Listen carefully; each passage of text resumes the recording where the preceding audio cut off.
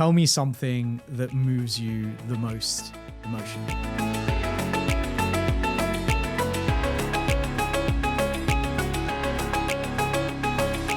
I wake up most days being really scared about the future of our world with the likes of alpha males like Donald Trump, Putin, and Netanyahu.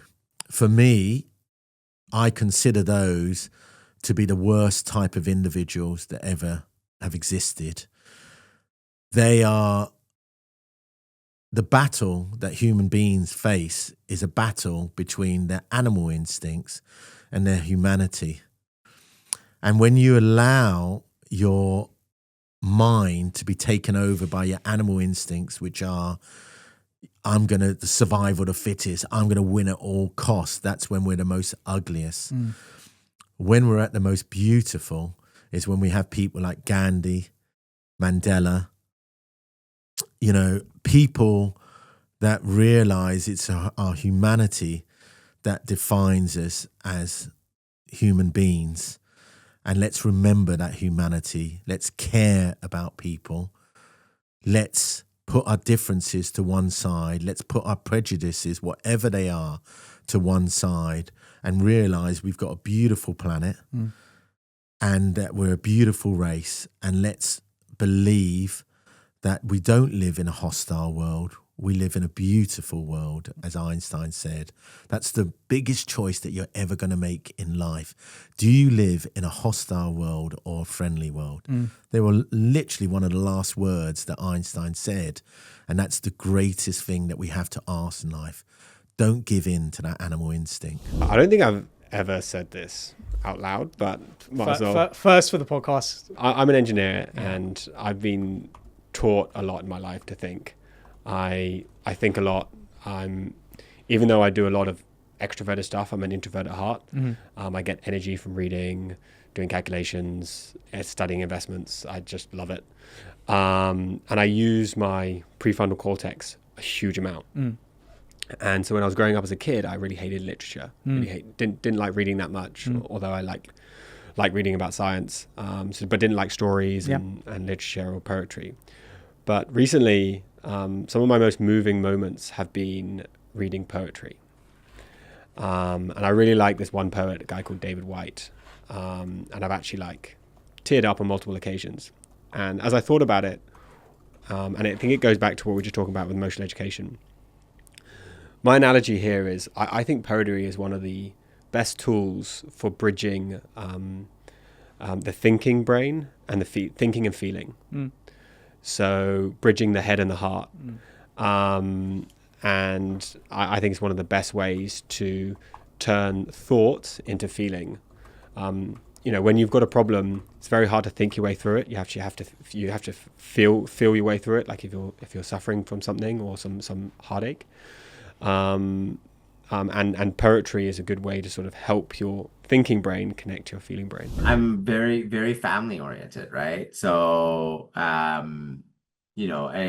think that I love spending time with family. I think in general, I'm probably a somewhat, I get moved a lot by my emotions. You can probably see part of that on crypto nights where I'm just very passionate or something, it just depends how I'm feeling, right? But you'll see part of that on the show as well. But, a big part for me is just, family obviously comes first and health and these things are super important to focus on, right? And if you don't have those right, then I think it's very difficult to go get the rest of life and business correct because it's essentially a shaky foundation. I think just human interaction.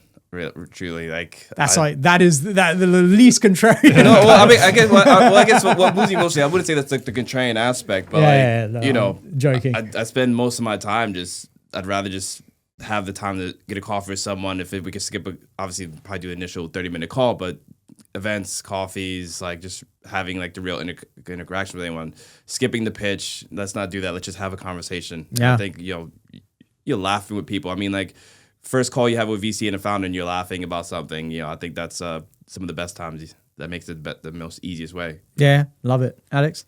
I think for me, like I've got 2 daughters, and if I ever watch something which is like daddy-daughter, like a movie, or parent sort of daughter, like it really gets to me. Yeah. And actually, I think my kids have never seen me cry, and they make a thing out of it. Because generally I don't cry.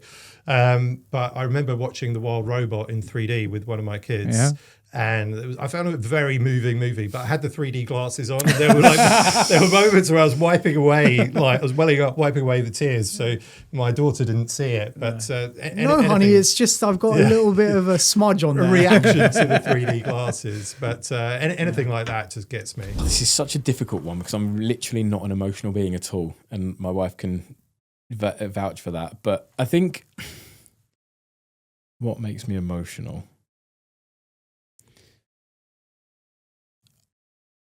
I think it's wanting to be seen now a little bit more. I know that sounds ridiculous, but it's like, what am I doing all of this for? I want, almost like it. I don't know if that's the right way to put it, but like feel like I'm doing something that's of value to a lot of people, or to a big ecosystem, or to, to me, my wife, whatever. It's like that makes me quite emotional, being able to do something that I feel is like actually moving the needle in something. I think that's lovely. I think, we talked about whether because you're brown you had like entrepreneurial drive. I think a lot of this comes back to religious background as well. Yeah. One of the lovely things about Gurudwara is obviously, feeding people on a regular basis, right? Yeah. Like we, similarly in my kind of culture, similar sort of aspects. I honestly do think that sentiment, if I can put it that way, is a very Eastern philosophical kind of sentiment. And as you grow, as you build your family, you start wanting to give back more to community. It's like what my wife asked me, like, if I ever won the lottery, what would I do? And it's like the first thing, and hers is exactly the same, is like, I'd pay off your family's mortgages, like 100%. Pay off my family's mortgages, like I'd buy houses for whoever and give, my mates this and all that sort of stuff. And I don't know how many other people would have that sort of view, but that's almost how I feel like, what makes me emotional is I want to succeed to be able to do that. Yeah. But not just for like my family, for other people as well, because I find it quite, it's like when I'm one of those people at Christmas and birthday, I prefer to give because I like to see reactions rather than I hate receiving. Yeah, I absolutely hate it. I don't know. It feels like we're brothers from another mother. I think it's family.